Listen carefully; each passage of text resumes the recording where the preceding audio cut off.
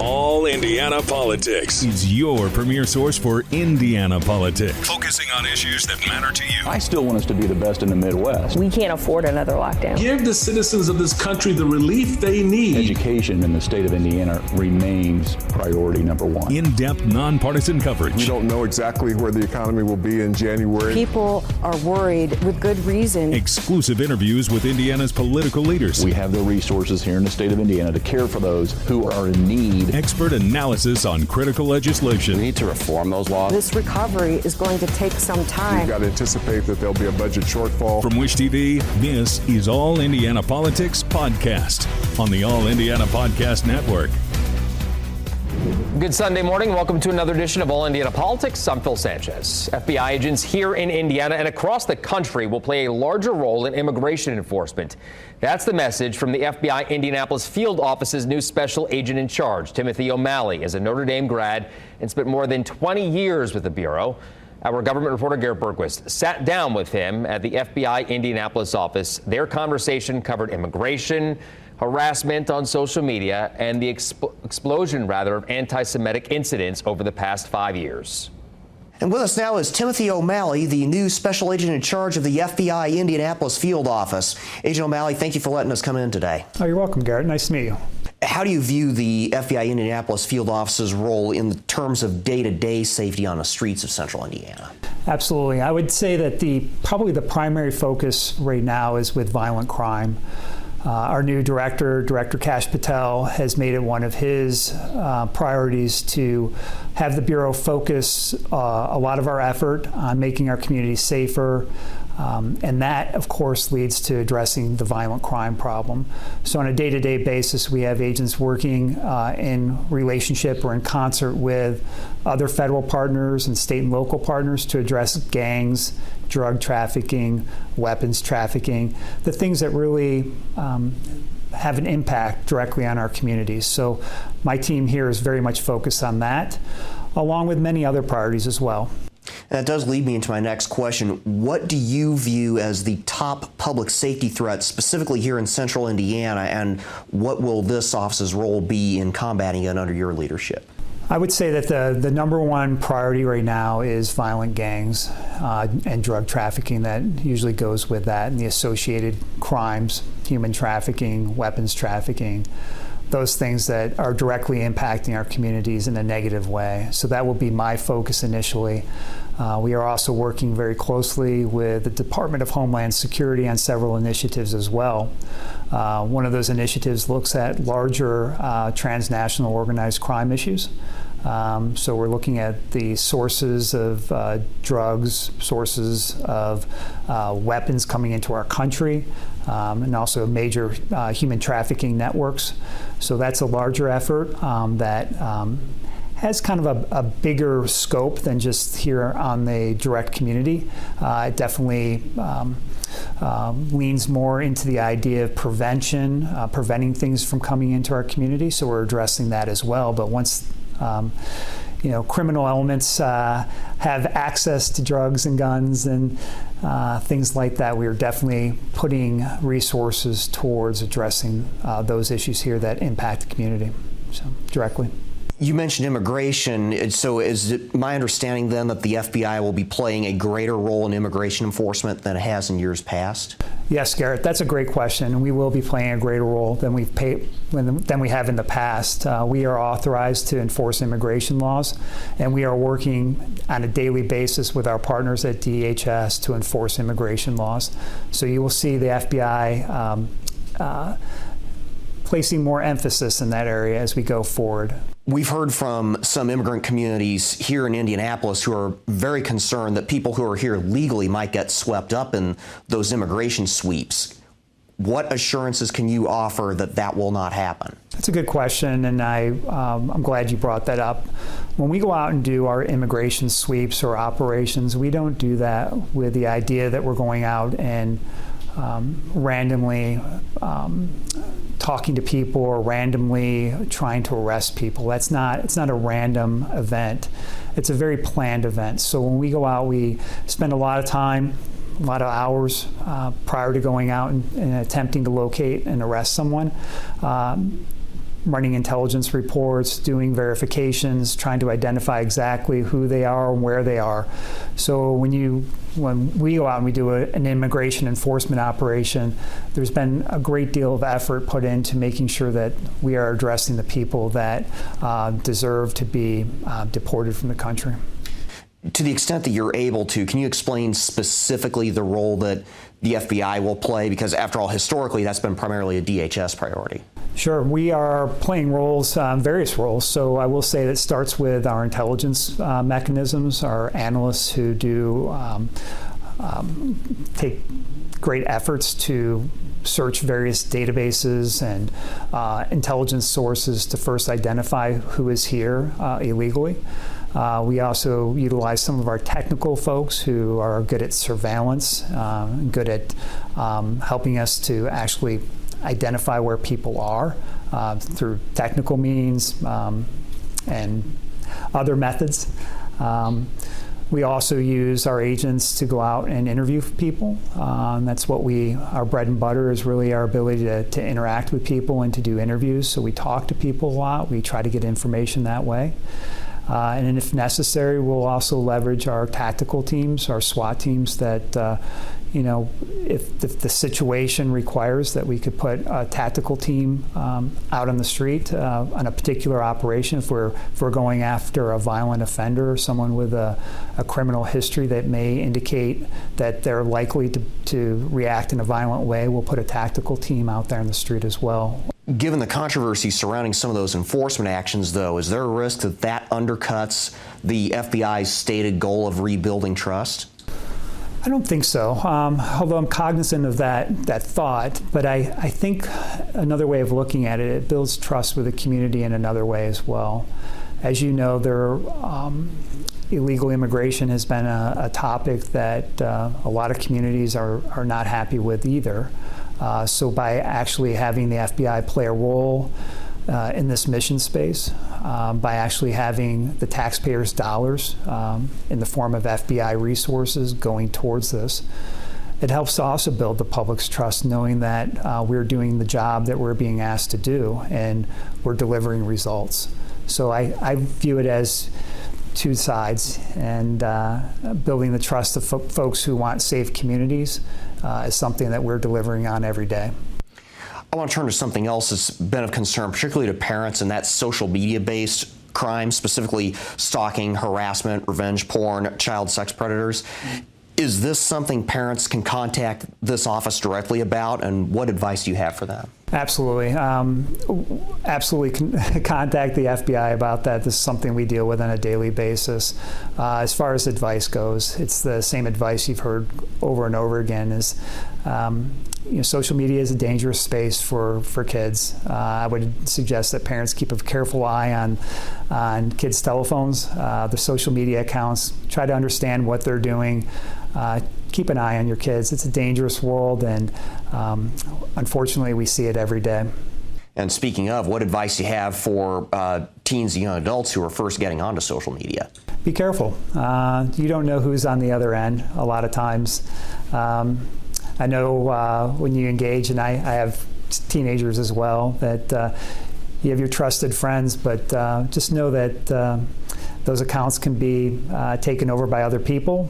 Just don't share anything online that you wouldn't want to come back later in life to bother you or to cause you harm. Trust is something I'd be very careful with online, because you shouldn't give that out freely online.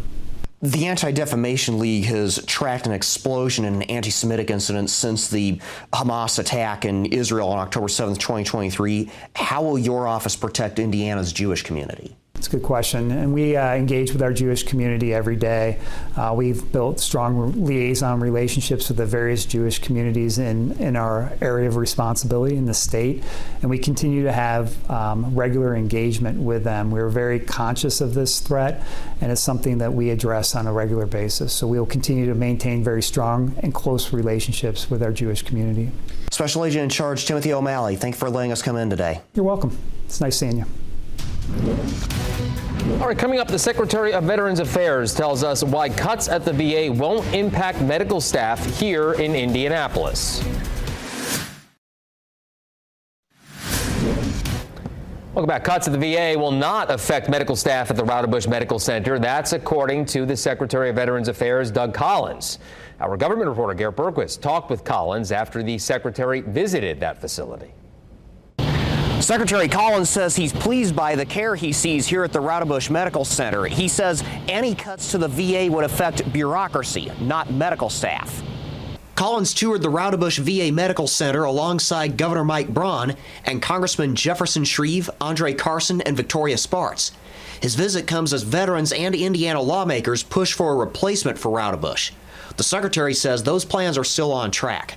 We're having to look at our whole construction schedule right now. We're wanting to make sure that facilities like this get the attention they need. There's a process that goes through. Frankly, I have my members of Congress here. This is a budgetary issue that they're going to have to look at. We've got to look at our whole construction project. So this facility, we're making sure it gets its priority needs, making sure we get the site survey work, the stuff that we need to get forward to see if we can get it on the process list. Internal documents obtained this spring by the Associated Press reveal the Trump administration plans to cut about 80,000 people from the VA. Collins says that's not an absolute number. He says the VA is targeting redundant systems behind the scenes. When you look at a situation as large as we are, we have duplicative HR systems, we have duplicative contracting systems, none of which affect the actual care that we have that we could not do without. So we're looking at those kind of things going forward. Collins says any cuts to medical staff would be based on their performance, not arbitrary numerical targets. Early this month, ProPublica published a report citing internal VA memos saying VA staff had lost access to a cancer tracking database as a result of cuts, and homeless veterans had lost access to social workers. Collins claims the story is based on outdated information. So when you look at what's actually happening, we're not denying access to these treatments. We're going back and verifying that all these accesses are open. And so that's why I'm here. Now, any replacement for the current facility ultimately depends on the congressional budget process, and that process is still ongoing. I'm Garrett Bergquist for Wish TV and WishTV.com. Coming up, Indiana's best political team on the FBI's immigration roll, and a township trustee in hot water over spending.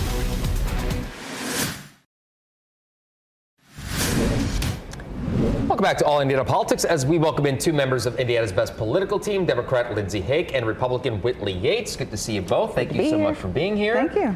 Let's begin with that interview with the new FBI special agent here in charge here in Indy. Whitley, we'll start with you. The FBI, as you know, relies heavily on informants. So could this potentially impact their ability to extract information from informants if they think they're going to get in trouble legally for being in the country? I don't know if it will necessarily impact, but I think that they will need different motivating factors, considering this will be a new area for the FBI, this to go from kind of like enforcement of federal crimes to now this immigration. I think it will be kind of challenging for them to find people that are willing to give up that information, especially if they know from their own experience or they are themselves illegal immigrants as well. Right. Lindsay, is this worth the Bureau's time? Yeah, well, that's to be determined. You obviously got a ton of longtime professional colleagues at the FBI that have always dedicated their time to enforcing federal actions. But I'll also tell you, I'm also very, very reassured by the fact that they're working with the Jewish community to provide the protections that's clearly needed. With the uptick in anti-Semitism, such a terrible double murder that occurred last week in D.C. And so a lot of my Jewish friends are concerned and absolutely fear even still going to synagogue to this day. So I'm very glad that we have a capable leader at the helm of Indianapolis's FBI office. And obviously, I'm really hopeful that we continue to show the love that we can to everyone who is in Indianapolis, our refugees and our immigrants alike. Okay. Fair enough. I want to turn your attention now to a new social media post from Lieutenant Governor Micah Beckwith on his personal Facebook page. He wrote on Pride Month, and I want to get this right, the Rainbow Beast is coming for your kids. He called Pride Month a state corporate pagan alliance to reprogram society. Whitley, is this appropriate for a person in that role to be making a post like this? I think Michael would say it is appropriate because that's his belief and that's the way that he's operated consistently. He's always spoke out about what he believes, which has been a lot of times right in lock and step with his own Christian beliefs, being a pastor. But thinking about the bigger picture of Indiana, should you be calling Pride Month beastly or saying that it's some type of a pagan alliance as a leader that is tasked with pushing policies in the state of Indiana? I do not believe so. And I think what we have to do here is really just understand that we should be focusing on policy and we should not be focusing on demonizing people. We get enough of that in DC and Washington. But I do believe where he's coming from is having some of these types of pride activities aimed at children. And so I am pro protecting children, but I'm also pro parents' rights. So if children want to parents want to take their children to the Pride Parade, then it is within their rights to do that. And so I think as a leader in Indiana, he should be focusing on policy and not demonizing people during Pride Month.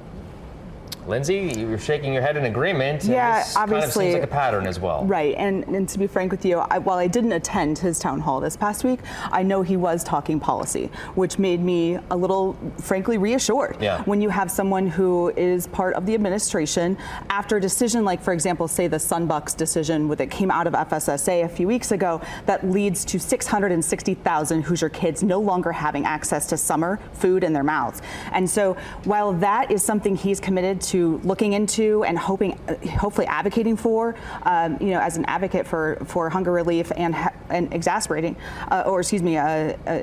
hunger in Indianapolis and Indiana, state of Indiana as a whole, it really gave me some hope that we were doing some really good policy work here. And then something like this comes out, and frankly, I just toss it off. I don't even give it time. And it kind of overshadows the Yeah, it work really that's being does. done, It right? absolutely overshadows. And frankly, I'm excited for Pride Month, and here we are on June 1. Okay. All right. Well, there you go. Hey, let's turn to some more local politics now. A report from the State Board of Accounts, as you ladies know, accuses the former trustee of Columbus Township of spending more than $1 million on vacations and other expenses for himself, by the way.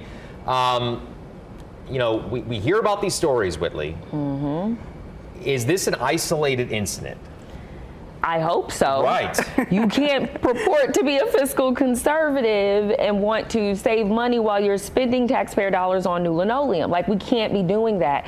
And I'm glad that the State Board of Accounts was able to find this, but spending $1 million in taxpayer funds on things for you personally, to me, just seems so asinine. It's complete and utter distrust of the system. And so I'm glad that he was able to be caught and will be held responsible for his actions. We should point out, Lindsay, this guy's a volunteer. Yeah. Should there be some more oversight? Well, there is. And frankly, I think we need to understand how this was all uncovered. You had an informant, where we were talking about with the FBI, and how you are dependent on this network of individuals who are aware of these nefarious ongoings. This is because of someone who stepped up and said, I'm going to do the right thing and make sure this doesn't happen again. There was $600,000 worth of travel expenses for this gentleman and his family.